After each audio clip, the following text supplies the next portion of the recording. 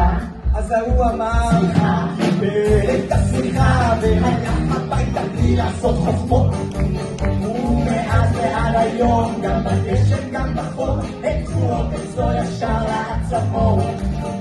נעליים קונים מהר וגרביים לא חסר, מגביים מכנסיים שתמיד קונים קומפלט, קשה מאוד להשיג אותם כאלה. אם אתה לא מאמין, תשאל את